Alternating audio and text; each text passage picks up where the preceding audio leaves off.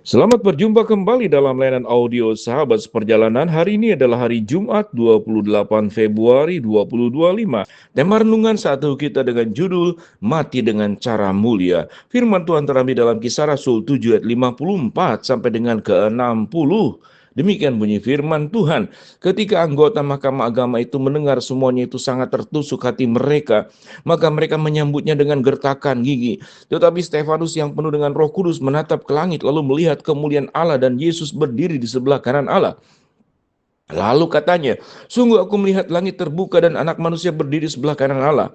Maka berteriak-teriaklah mereka dan sambil menutup telinga serentak menyerbu dia. Mereka menyeret dia keluar kota lalu melemparinya. Dan saksi-saksi meletakkan jubah mereka di depan kaki seorang muda yang bernama Saulus. Sedang mereka melemparinya, Stefanus berdoa katanya, ya Tuhan, Yesus terimalah rohku. Sambil berlutut dan berseru dengan suara nyaring, Tuhan janganlah tanggungkan dosa ini kepada mereka. Dan dengan perkataan itulah meninggallah ia. Saulus juga setuju bahwa Stefanus mati dibunuh. Mari kita berdoa. Bapa yang di dalam surga, setiap kami masing-masing akan mengalami yang namanya kematian. Tapi apakah kami mati dengan cara mulia atau kami mati dengan cara yang hina? Dalam nama Tuhan Yesus kami berdoa. Amin. Shalom sahabat seperjalanan yang dikasihi Tuhan. Kematian adalah sesuatu keniscayaan dalam hidup manusia. Kematian adalah sesuatu yang pasti dalam hidup manusia.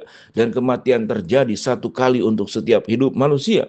Dan setelah manusia mengalami kematian, tidak pernah ada yang namanya itu waktu yang kembali untuk hidup kembali di dalam dunia ini, kecuali dalam izin Tuhan. Ada yang terjadi yang seperti demikian. Sahabat seperjalanan, kebangkitan adalah kekuasaan dan miliknya Allah. Tetapi kalau kita boleh belajar pada saat ini, bagaimana kita ingin caranya mati? Apakah kita ingin mati dalam kemuliaan dengan cara mulia, atau kita mati dengan cara yang hina? Kita melihat apa yang dilakukan oleh Stefanus. Stefanus mati dengan cara mulia. Apa indikasi mati dengan cara mulia? Stefanus dalam kehidupannya sedang menjalankan kebenaran firman Allah. Mengapa Stefanus sampai dihukum mati, dirajam? Karena dia memberitakan tentang Allah, sumber hidup yang disampaikan kepada orang banyak, kepada bangsa Israel, kepada mereka yang mendengarkannya. Tetapi tentu para ahli Taurat, mereka yang punya kepentingan, para pemerintahan yang ada pada waktu itu tidak senang. Karena menyebutkan adanya seseorang yang lebih besar daripada pemimpin yang ada pada waktu itu adalah dianggap satu bentuk pemberontakan. Secara sosiologi, ini adalah pemberontakan. Ini adalah sebuah tindakan ingin menggulingkan pemerintah yang sah dengan alasan apapun. Mereka punya alasan masing-masing. Dan yang penting mereka tidak terganggu kedudukan posisinya, jabatannya. Kehadiran Stefanus tentu membuat sebuah gejolak sosial yang ada pada waktu itu. Orang mulai bertanya-tanya, siapa sesungguhnya pemimpin? Apakah orang Roma atau yang disebut dengan Sang Mesias Juru Selamat yang disampaikan oleh Stefanus? Gangguan-gangguan ini membuat orang geram dan itu tercatat dalam Alkitab. Ayat 54 dikatakan, ketika anggota-anggota Mahkamah Agama itu mendengar semuanya itu, sangat tertusuk hati mereka, maka mereka menyambutnya dengan gertakan gigi, sebuah kemarahan dendam. Tetapi Stefanus yang penuh dengan Roh Kudus menatap ke langit lalu melihat kemuliaan Allah dan Yesus berdiri di sebelah kanan Allah. Lalu katanya, sungguh aku melihat langit terbuka dan anak manusia berdiri di sebelah kanan Allah. Maka berteriak-teriaklah mereka sambil menutup telinga serentak menyerbu dia. Bagaimana mungkin orang yang sedang memuliakan Allah dikatakan, aku telah melihat ke langit, melihat langit terbuka dan anak manusia berdiri di sebelah kanan Allah. Ini adalah ucapan yang sungguh luar biasa. Tetapi mereka yang tidak suka berteriak-teriak sambil menutup telinga. Alkitab mengatakan serentak menyerbu dia, menyeretnya keluar kota, melemparinya dan disaksikan oleh orang banyak.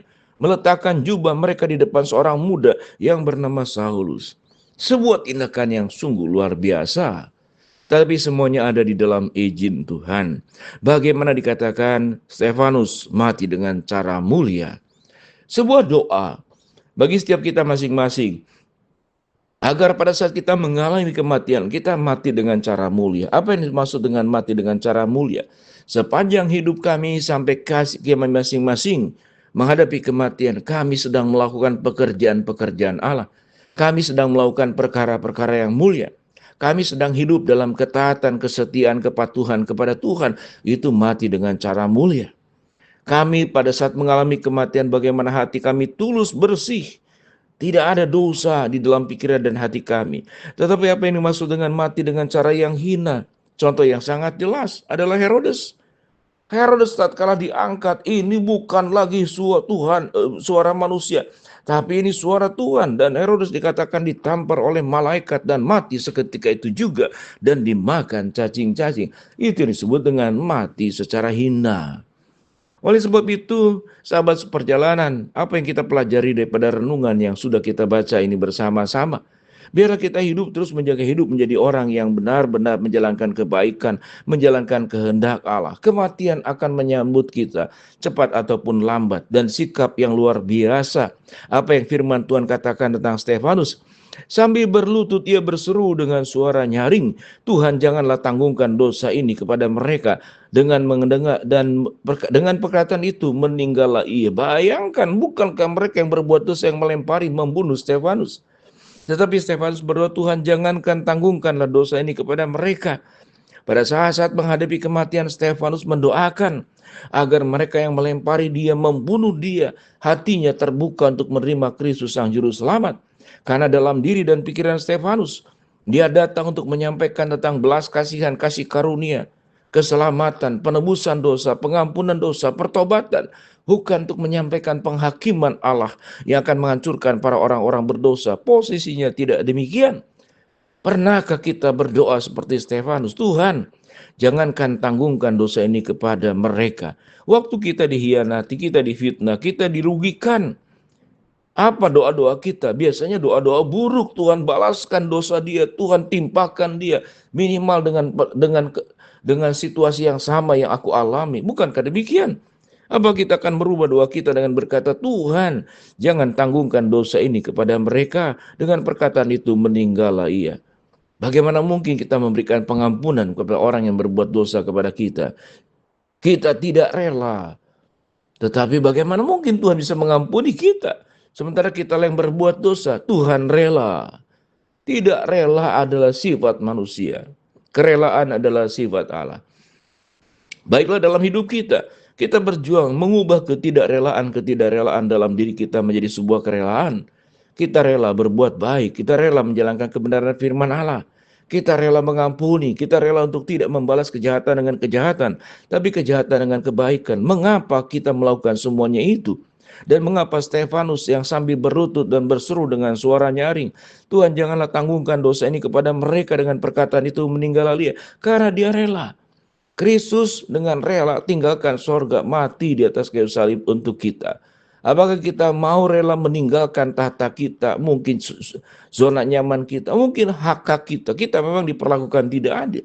Tetapi kita boleh berkata, dengan rela aku Tuhan, aku akan menjalani semuanya itu. Sebagaimana engkau sudah menunjukkan keteladanan, kerelaan. Sebagaimana Stefanus sudah menunjukkan keteladanan, kerelaan. Dan biarlah aku belajar berdoa seperti Stefanus. Tuhan, janganlah tanggungkan dosa ini kepada mereka. Biarlah kami menjadi orang-orang yang baik. Karena Tuhan yang kami sembah adalah Tuhan yang baik. Mari kita berdoa. Bapa dalam surga, ajar kami untuk hidup dan mati dengan cara yang mulia. Hamba berdoa buat sahabat seperjalanan yang sakit, Tuhan jamah sembuhkan. Yang sedang menghadapi masalah, Tuhan bukakan jalan. Yang sedang berdoa mengharapkan sesuatu, Tuhan kabulkan dengan cara dan waktu Tuhan yang terbaik. Di dalam nama Tuhan Yesus, ajar kami hidup dengan cara yang mulia. Kami mengalami kematian satu hari kelak nanti pun dengan cara yang mulia. Amin.